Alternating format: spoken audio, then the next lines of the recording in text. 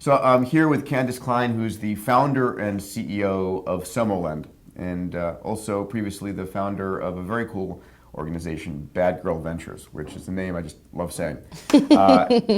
Candace, welcome. Thank you. Thanks for having me. Pleasure to have you here. Candace, what does Somolend stand for? SOMOLend stands for Social Mobile Local Lending. So we are a web platform that allows for communities to create an ecosystem of support around the entrepreneur. Not only do we want them to invest by making loans to the entrepreneur, we want them to be eating at that restaurant, to be frequenting that business, and that's the reason that the SOMOLend brand exists. So I want to start with, tell me about you, Bad Girl Ventures, and Somolend in brief, and then I want to ask you to paint the whole crowdfunding universe for me. You were born. Okay, I was born. My mom had me when she was 17, and we lived on welfare for the first 5 years of my life in trailer park in Cincinnati.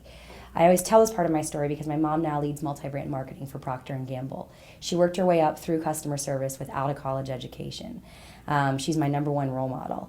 I'm the oldest of 5 kids. I was and oldest of 35 grandkids. I was the first in my whole family to go to college.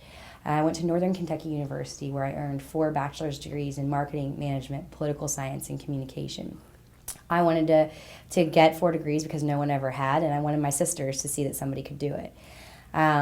When I was 18, I guess, I was a freshman in college. My president of my university asked me if I would testify before the Senate on behalf of post-secondary education funding as a person who was paying my way through college.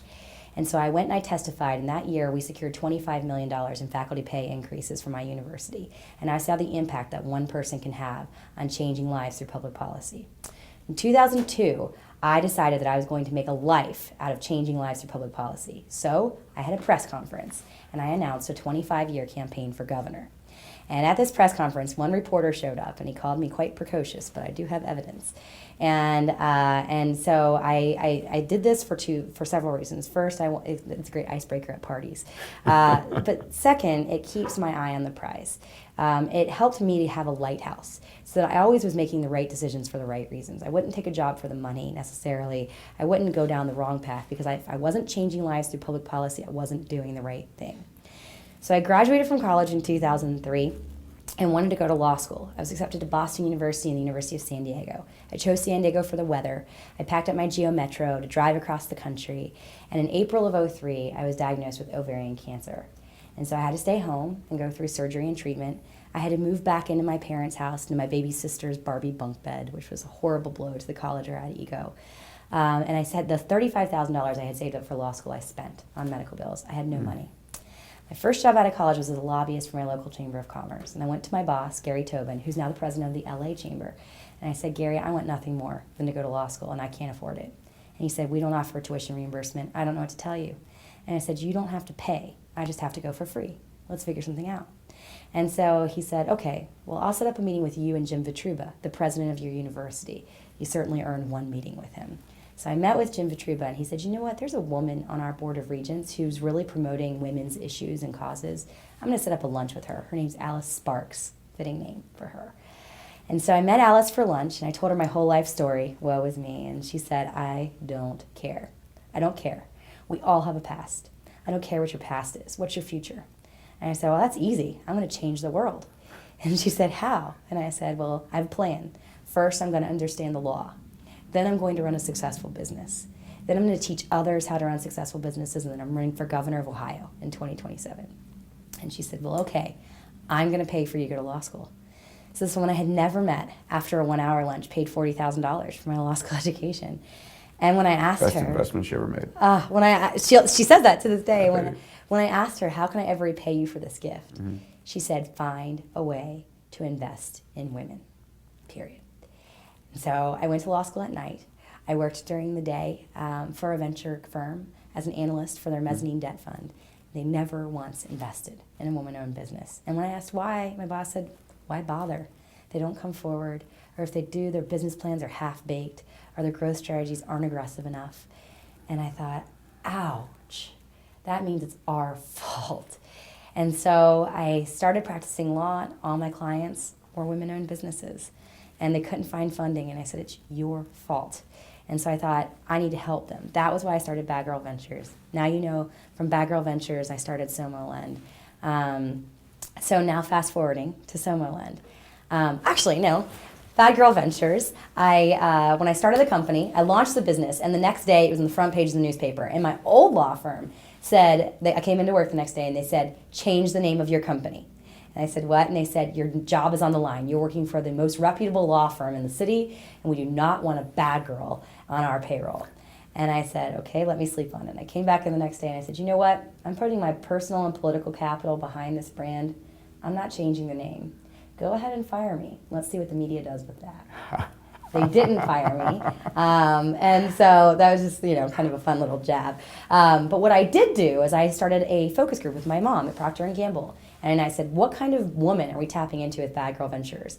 And what we learned is it's a woman who's bold, brave, willing to take risks, fight for what she believes in, and think outside the lines. Yeah. And I thought, that's who I want. Absolutely. So then, fast forward a year, in 2009, September of 2009, I hit 5 years of remission. In October of 2009, I was re-diagnosed. And so I went through surgery and treatment again. February 17th of 2010 was when I got my first clean bill of health. March 10th of 2010 was when I launched Bad Girl Ventures. March 10th of 2012 was when I launched Somoland, with my one year of remission out, having passed. I'm not guaranteed tomorrow, so might as well start a business every year, right? So anyway, now fast forward, I had started 2 businesses, went up for my annual review, and my bosses, I was practicing at the time antitrust defense litigation, putting small business out of business. I was defending price-fixing cases, defending monopolies and price-fixing cases. And my bosses said, Candace, your heart's not in this. And I said, you're right, it's not.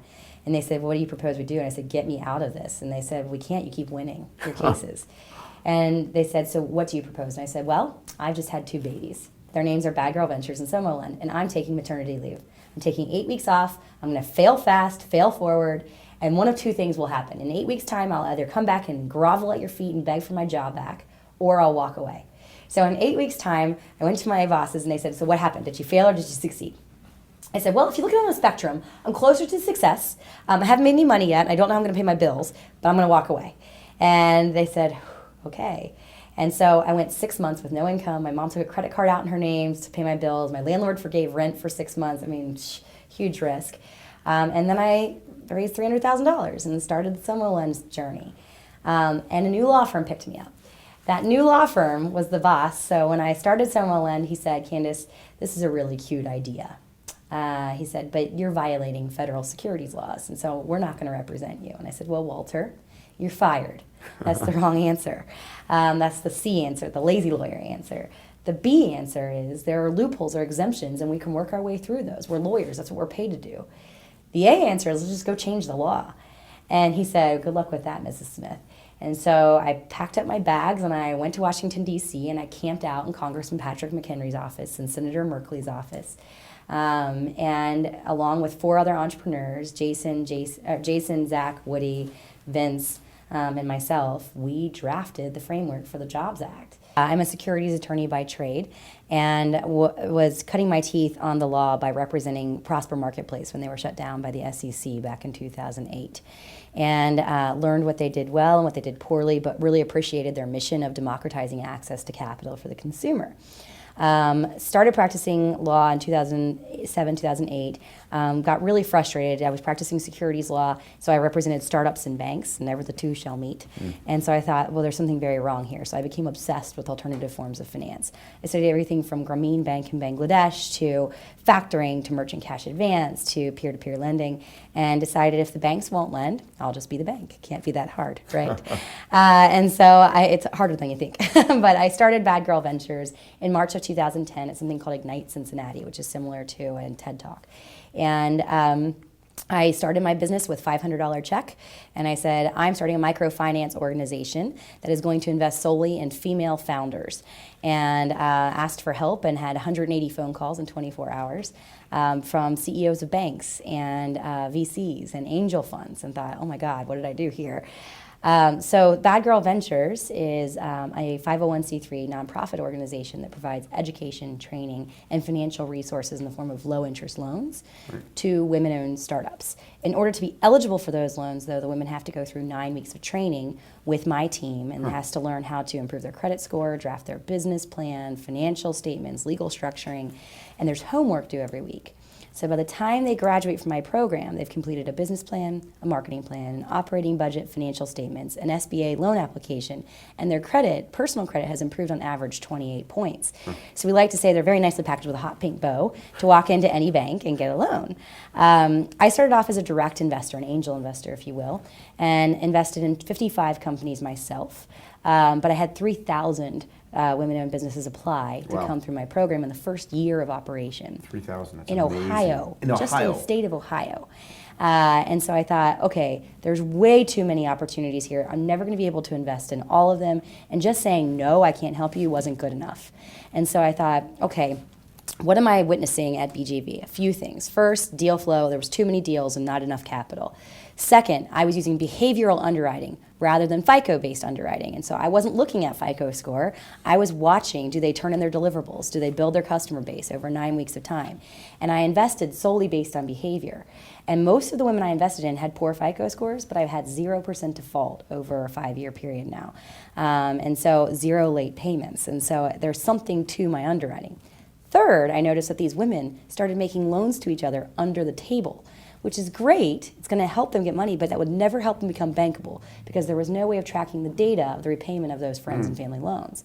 And so I thought, what if I created a technology platform that could track the repayment of these loans back and forth, that could use a different form of underwriting to understand risk, and that could teach these businesses how to raise capital from their own social networks. And that was the reason for starting SomoLend. Fascinating. Let's back up a second and tell me about the crowdfunding space. How do you parse it, and who's out there now? Sure. So if you look at the broad world of crowdfunding, there are 4 major categories. You have donation, rewards or perks, debt, and equity. So with donation and perks and rewards, those are typically the same sites. You've got Kickstarter, Indiegogo, Peer Backers, Rocket Hub. Those are the 4 largest in the US. And those are sites that will allow individuals to give their money as a donation to a project and potentially get their name in the credits of a movie or get an early release of a CD, or pre-purchase a watch. Be the first to get a new gadget. So that's rewards and perks-based and donation-based. That's all legal today. What a lot of people were wanting to do, though, is say, okay, well, I can raise money by pre-selling my watch or ask for donations, but what if I wanted to offer a stake in my business? That wasn't legal until April 5th of 2012, when the Jobs Act, the Jumpstart Our Business Startups Act, was signed into law by President Obama on April 5th of 2012. That allows for 2 new kinds of crowdfunding, if not more, to pop up, and that's securities-based crowdfunding, so debt and equity. So with equity, that means a small business can, or a startup company can raise money from thousands of different people and offer them shares of stock in their business. And debt allows small business owners, particularly consumer-facing brick and mortar companies like restaurants, retailers, salons, gyms, to take out low-interest loans from their customers, their existing community, and let those customers invest in their growth, paying them back a small interest rate return. Which is ultimately what SomoLend is about. Correct. So we're in the debt space, and then just to break it down slightly further, in the debt space you have consumer lending and you have commercial lending. So in the consumer peer-to-peer lending space is Lending Club and Prosper Marketplace. Those are the 2 largest. Lending Club's going to IPO this year, so and they're 5 years old. In the commercial space, it's relatively new. No one really talks about it. It's not very sexy in the Jobs Act world. The press isn't discussing it. But there are probably 3 companies in my space, and that's SomoLend, Rebirth Financial, and Endurance Capital are the 3 that are in the commercial loan space. And that is the public lending to a company. Correct. So it's instead of peer-to-peer, Right. instead of P2P, it's P2B, peer-to-business. Right. So I guess the question is ultimately, how big is this marketplace right now, and how big could it get? Is this something which will always remain niche, or do you see this really growing into a major force of capital provision? I think this is absolutely a world-changing opportunity for capital formation. And so if you look just at the small business space in the United States today, of the 27 million small businesses in the U.S. that need access to capital, 23% never apply for fear of rejection. And of those who do apply, they're turned down 51% of the time. So we've got 20 million small businesses who need money but can't get it. So that's your one issue. At the same time, you have individuals and corporations who are no longer happy with their stock market returns or their passbook savings. And according to UBS, they're taking their finances back into their own hands again, and they want to invest in businesses that they already know. So those two problems have created the perfect storm, and an industry that's actually going to be growing exponentially. So a new asset class in crowdfunding, which in 2009 wasn't even worth talking about. In the peer-to-peer lending crowdfunding space, only $500 million was transacted globally. Last year, more than $3 billion was transacted in the same space. And with the continued tightening of traditional financial markets and the signing of the Jobs Act and others in other countries, this is expected to grow to a $100 billion market just in the peer-to-peer lending space, wow, a $300 billion market if you look at crowdfunding as a whole. So let's talk about if I set aside so a few $1,000s I want to lend. Mm-hmm. What type of loans typically get made? How are they vetted? What kind of rate of return? What kind of repayment rates? How are these securitized, if at all? Can you talk a little about what's typical? Sure. What have you seen? So it might be best to start off with some statistics and then walk Sure. through the user experience to give a bit more detail. So from a statistics perspective, our typical borrower is 1 to 2 years old. As I mentioned, they're typically consumer-facing. 1 to 2 year old company. Mm-hmm. 1 to 2 year old company. No, we're not funding babies. Not yet. Indiegogo funds babies. There was a test tube baby funded on Indiegogo. But no. So 1 to 2 year old businesses, they're typically consumer-facing brick and mortar businesses. Like I mentioned, salons, restaurants, retailers, food trucks.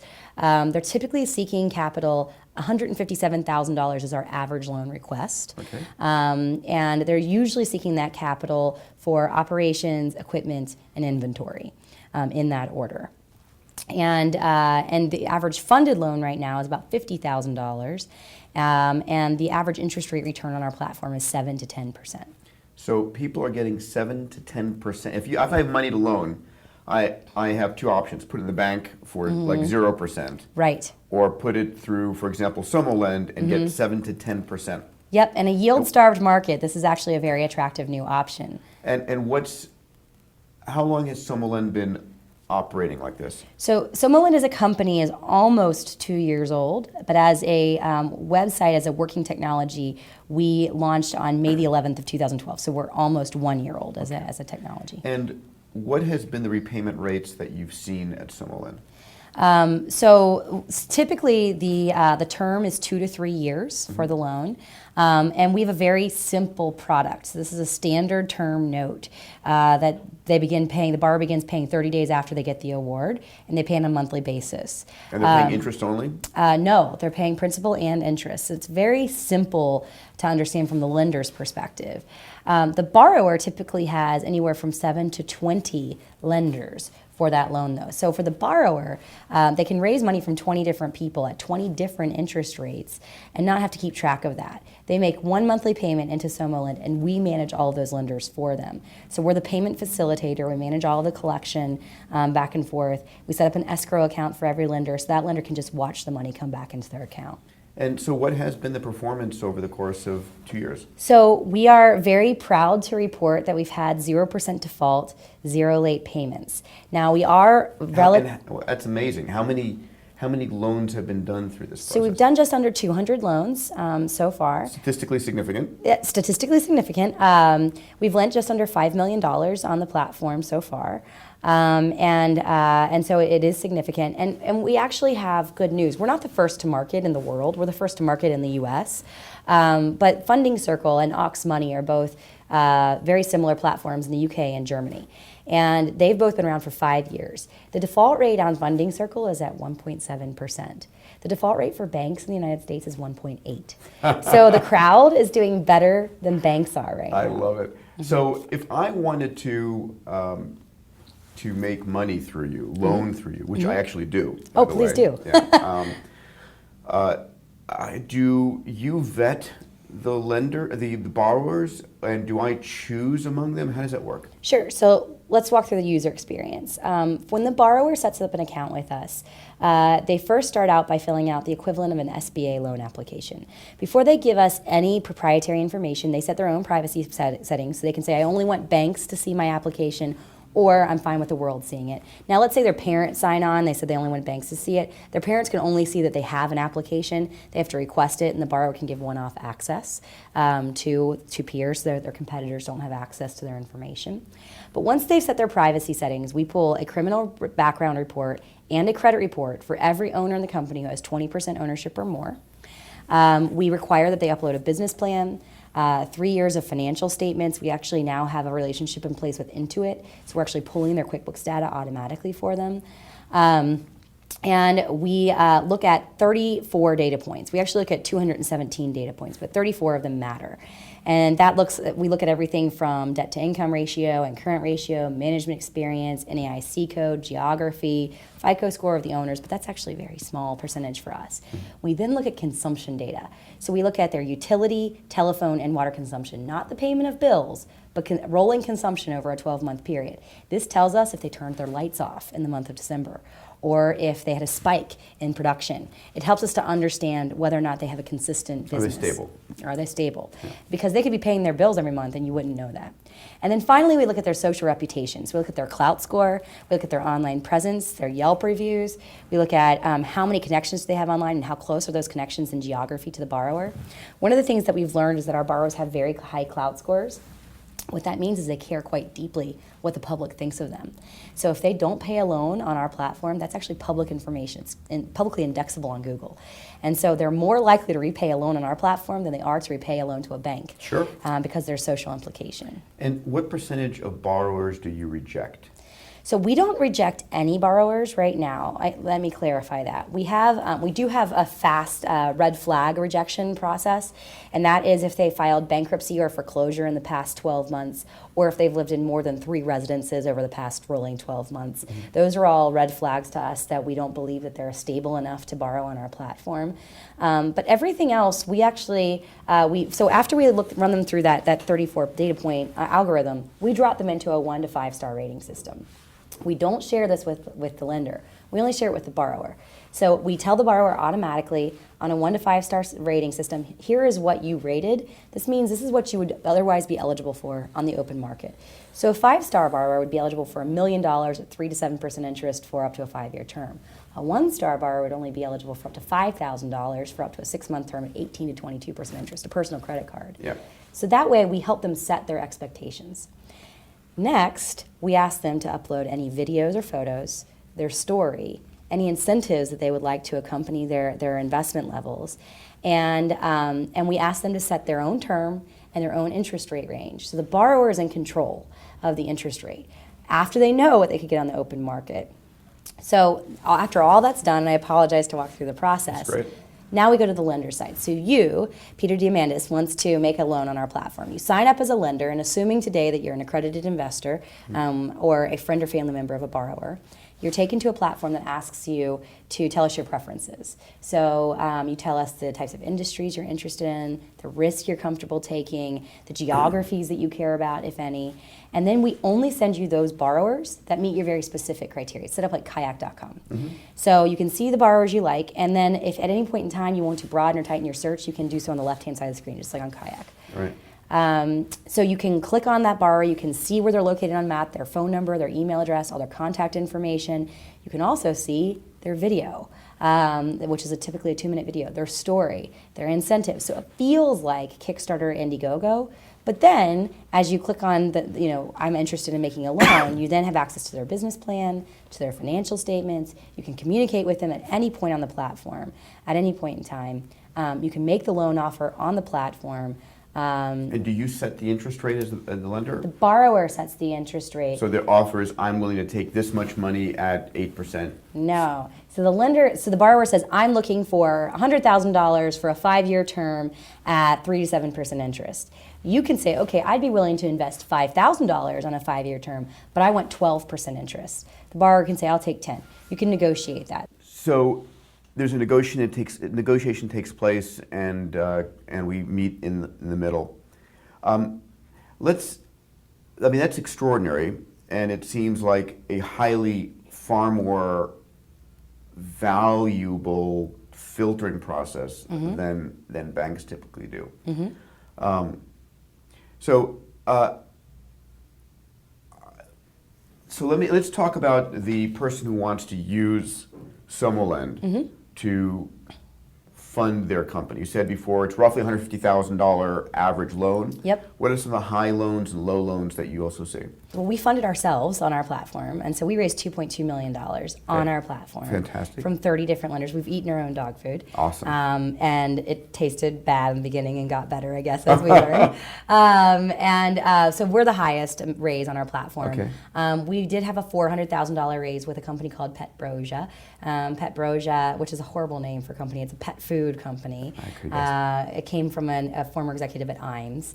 And so he was very well qualified to raise capital, raised $400,000 in 10 days. Awesome. We'll come to the stories in a moment.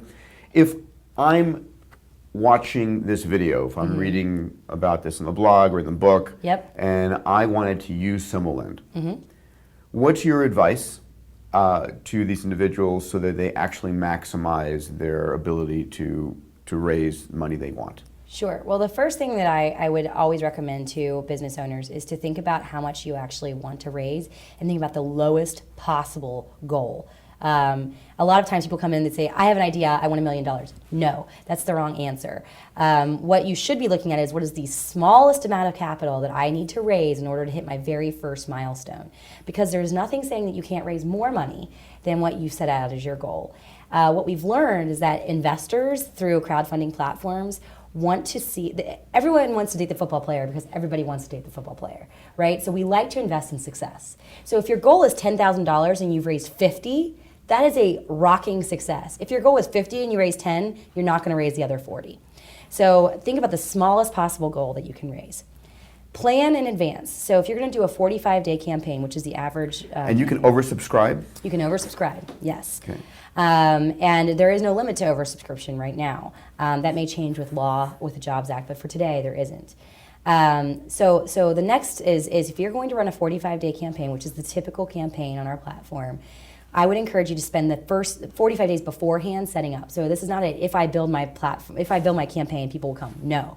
You need to be thinking about in advance, do I need to host parties? Should I have a sneak peek event for my first high roller dollar people that I think will come in the door? Try to raise 25 to 30% of your goal before you ever start your campaign. So number one, you said set a reasonably easily achievable goal that you can oversubscribe. Correct. Number two, actually plan in advance and actually land some of the commitments early. Yes. 25 to 30%. Those campaigns who raise 25 to 30% before they get started are about 200 times more likely to succeed in their total campaign. Because you see early momentum Correct. When the campaign rolls out. Correct. And you have people who are going to bring their friends in. They have Correct. a community all of a sudden. Exactly. Okay, exactly. So that's two. What else would you do? I guess this is still in the preparation phase. Sure. Plan out a calendar for your full 45 days. So plan when you're going to have events, plan when you're going to send out emails, when you're going to do Facebook or Twitter posts. Find your most influential blogger friends and schedule when they're actually going to write their blogs. Schedule when you're going to send out press releases. One of the things that we've learned is that small business owners will send out a press release on day one of their campaign, and then the press will log on and they see you haven't even raised $5, and they say, "What? Your parents don't even support you?" And so you want to wait until you've actually got to that 30% of your goal before you send out any press releases. Interesting. So that preparation is very important. The third thing that I would say is communicate milestones during your campaign. So a lot of people say, well, during 45 days, I don't know if I'm going to have any milestones. Well, store up some of the milestones that you did before your campaign started. So restaurants, I work with restaurants a lot, and so they'll say, okay, we're going to buy new chairs, we're going to have a flower garden put in, we're going to put new speakers in, and maybe a rooftop patio. Okay, well, don't send out any press releases about your chairs or your flower garden or your speakers before your campaign. And then 10 days in, send out a press release about your chairs. 15 days in, send out a press release about your speakers. Think about what milestones you can store up so that you have successes to communicate during your campaign. And the final thing that I would say is to thank your investors. One of the things that we've learned is that an investor who comes in very early on in your campaign will come in for a very small dollar amount, the lowest possible incentive. But if you communicate with them, communicate milestones, thank them publicly during the campaign, they're very likely to come in a second time in the same campaign for a much higher dollar amount. Fantastic. Great lessons. In fact, I think those lessons are all applicable to any campaign you do, whether of any of the types, right? Yep. And the final tip is video. Video is so important. I mean, if you think about Match.com, you're never going to get a date if you don't put your picture online, right? So it's the same thing with crowdfunding. We want to see you. We want to see the entrepreneur. We want to see your passion. We want to see that you have the fire in your belly, that you're going to be up at 4 o'clock in the morning, when nobody else is working on your project, that you're going to sell it better than anybody else. And so the best way to do that is through video. Video should be no longer than 2 minutes and 15 seconds. They should highlight your product or service, but the campaigns that have videos are 115% more likely to succeed than campaigns without them. Awesome. So great advice. I'd like to talk a little bit about the people whose lives you've touched with these campaigns, because people remember stories, and I want to lock in the stories that can remind me about what you did at Bad Girl Ventures and at Sommerland, and BGV was really just the mechanical, the non-tech version. It was pre-website. Pre-website version, okay. Yes, but still doing all the friends and family and crowdfunding. So let's talk about that. What are some of the people that you met that were great stories here? So there were 2 BGV bad girls that are really interesting, and then there's a third that translates over to Sommerland, and then I'll talk about some Sommerland people. So the first is Michelle Hobbs. Michelle she has a Pet Once, which is a high-end pet food company that's organic, locally manufactured, locally delivered pet foods. And she was in Ohio? She was in Ohio, and she had owned a construction company before. Her personal credit score was above 800. She was the perfect candidate for a bank loan, but she was in the first ever same-sex child custody battle in the Supreme Court of Ohio. So no banks would touch her business because of the lawsuit that was looming over her head. And I remember there were days when she would track me down on the street. Literally, she would stop my car and say, "I'm not letting you move until you let me into Bad Girl Ventures." She used to email me at 4 or 5 in the morning, just bug the crap out of me. And I used to be like, "Shell, just wait until the morning, God." But I've never seen such passion in my life. She secured the very first Bad Girl Ventures loan of $25,000. She secured about $25,000 from other bad girls in our class.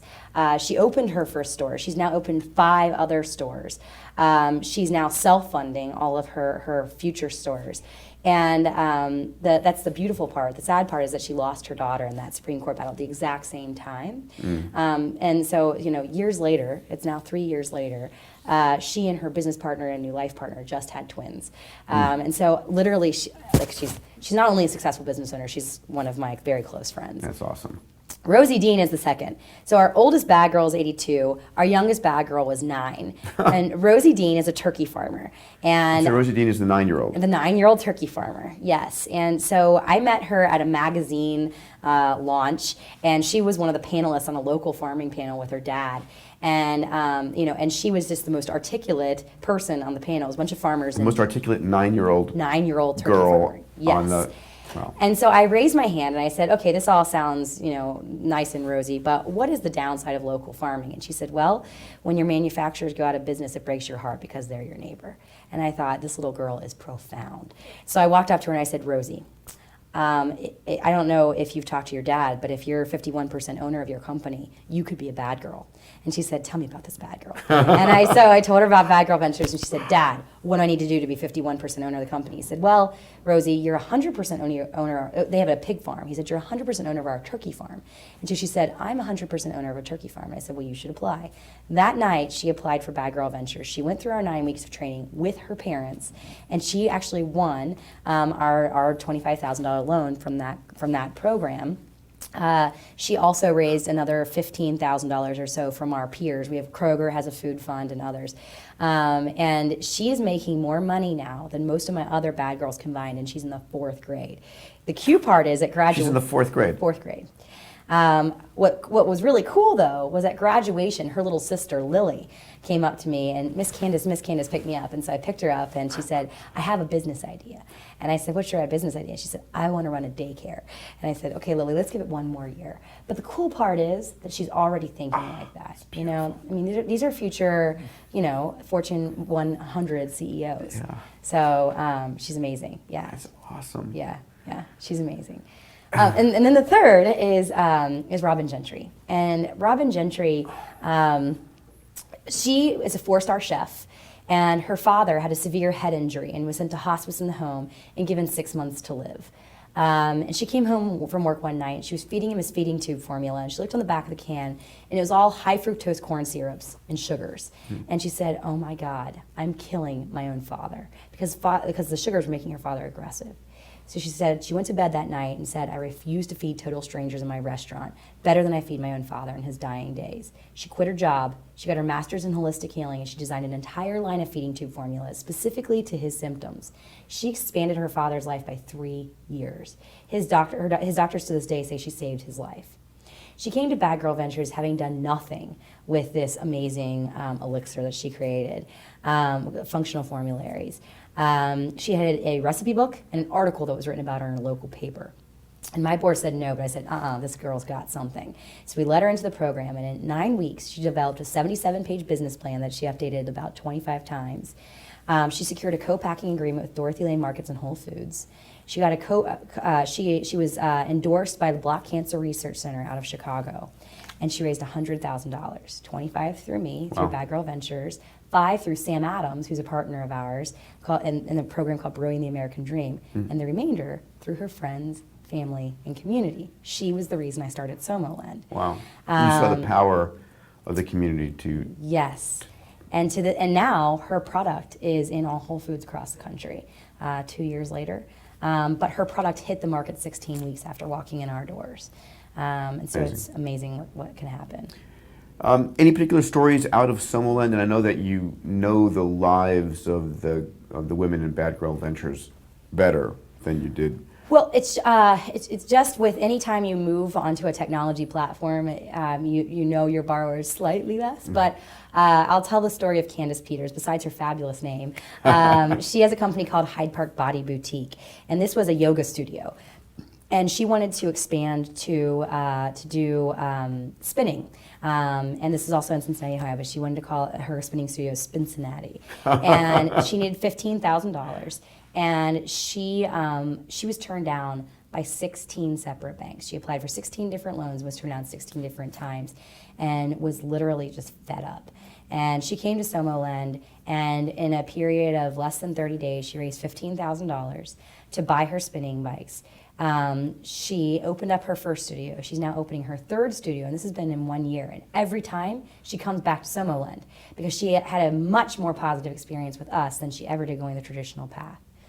The second is Jean-Francois Flachet. He just closed his campaign yesterday, and he has a company called Taste of Belgium Bistro. So he has restaurants that sell Belgian waffles and beer. And I remember when I first met him 5-6 years ago, he was schlepping Belgian waffles in like every coffee shop with this little cart. And I called him Waffle Boy. He dated one of my girlfriends, and I just thought, that guy's not going anywhere. And she and I joke now because she really miscalculated that. But he has his PhD in economics. And he was turned down by every bank in town for his first store, bootstrapped, opened a second store, bootstrapped, opened a third, and then a fourth.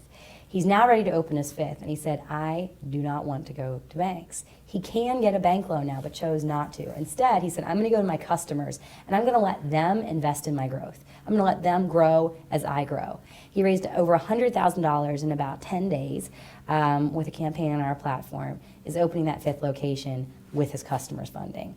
And so that was pretty awesome. The cool part with his was that not only did he get money from his customers, friends, and family, the city of Cincinnati lent to him. There is a credit union who ended up lending to him as well because they wanted to be part of that syndicate. Wow. So talking about a little bit about where this is going, because this seems like something that could fundamentally disrupt the credit unions, could fundamentally disrupt, I mean, because that's what they were put around to do, right? To provide local capital. Yep. And I just, gave a presentation to 600 credit union CEOs, and we talked about the crowd as a source of capital, and I think they're a little bit, and they should be nervous about it. Do you see a period of time where capital formation is going to be, majority by the crowd? I mean, where do you see the split between banks and crowd for capital, for equity, for loans, for even funding a home loan? So I see the crowd as being a very important element. I don't see them completely replacing traditional sources, capital sources. So on SomoLend, for instance, we're looking at this as a three-legged stool. We see there being, the crowd, and then non-traditional corporate sources, and then traditional corporate sources. That's the three. So we eventually see the crowd as taking up 30 to 40% of the market. And what's interesting for us is that the crowd came first. The crowd, they'll come into a deal, and then a city or municipality will want to participate, and then a bank wants to participate, because now they're taking less risk because this deal has been more heavily vetted. Yep. There is some earlier money in that might not be secured, so the bank can come in later and still have first priority in the event of default. But I do see this significantly disrupting the situation. What I see right now. And I guess let me back up. When we started SomoLend, we had 43 banks sign on to lend on our platform, including Key and Fifth Third, so some larger banks. We had credit unions signing on. They didn't make a single loan. And we now have 2,200 borrowers on our platform, and we cannot get the banks to make a loan, or we couldn't, until we opened it up to friends and family. As soon as the friends and family started participating in deals, the banks felt like they might be missing out. And so now they're coming in and saying, well, wait, we want to participate in this syndicate. And that was something we did not expect. And so we could not get them to budge. They said, they don't have 800 personal credit score. They haven't been in business for 3 years. They're in restaurant industry. We never want to invest in the restaurant industry. And we said, fine, we do. We do want to invest in the restaurant industry, and we'll find another way. And we think that fundamentally we're changing banking. And that the criteria that we're looking at will begin to become the criteria that the traditional institutions will use. However, something else that's a big disruptor, and this has just happened as early as this week, is hedge funds. I have gotten 5 phone calls from hedge funds in the past week. I don't know what happened, but something happened. And so hedge funds are in a yield-starved environment. They're seeing that we're offering 7 to 10% yield on our loans. And our credit of our borrowers is relatively high. And so they're saying, wait, we'll invest in restaurants. And so hedge funds are actually coming in and could potentially, if this isn't done correctly, suck up all of the opportunity in the market. So I think it's going to be really incumbent upon the portals, like SomoLend and others, to allow the crowd to have a fair participation rate in the process. I was going to ask you, do you think, where's the scarcity in this model? Is it on the deal flow, or is it going to be on the ability to get capital in? Oh God, I wish I knew the answer to that question. Yeah, This is, anytime you build out a marketplace, it's a chicken or egg issue. So, you spend 2 quarters focused on borrower acquisition, and then you spend 2 quarters focused on lender capital, lending capital. I think in the end, there is plenty of capital. I think that getting quality deal flow, consistent quality deal flow going through the process is going to be where the scarcity falls. Candace, your vision of the future, you said can you paint a little bit about the numbers and maybe over the next 10, 20 years, what you see the arc of the peer to business lending market looking like?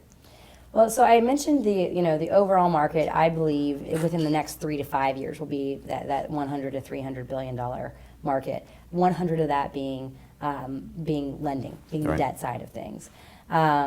I think that this year alone, $1 billion will be invested. Actually, $1 to $3 billion will be invested just in the lending side.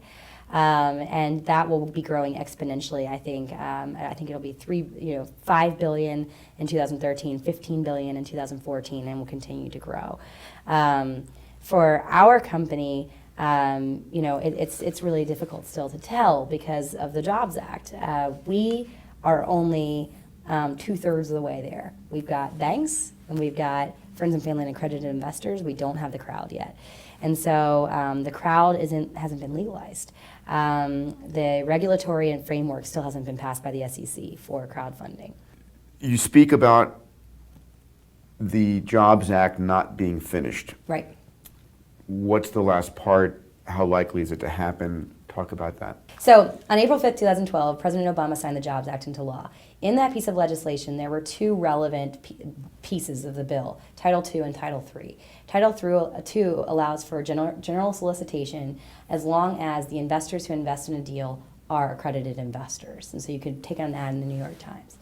Title III allows for the unaccredited everyday Joe to invest in businesses and get a return on investment. Up to a certain amount? Up to $1 million that the entrepreneur can raise up to $1 million, and that everyday Joe is limited to what they can invest. So if they make less than $100,000, they can invest up to $2,000 or 5% of their annual income, whichever is greater. And if they make $100,000 or more, they can invest up to 10% of their annual income. And so the two pieces of the legislation both had deadlines for regulation. Title II had a 90-day deadline, so it was supposed to be fully enacted by July 5th of 2012. Title III had a 270-day deadline, so it was supposed to be enacted by January 1st of 2013. Both deadlines have passed, and the SEC has missed both deadlines. That's not a surprise. It's the federal government. But what I would say, and I've been meeting with the SEC, I chair the industry, so I've been meeting with the SEC every Friday for the past year. The staff completed the rules on time. The rules have been sitting on the commissioner's desks since November 1st, and the commission has just done nothing with it. And that's partially because the SEC has been in upheaval.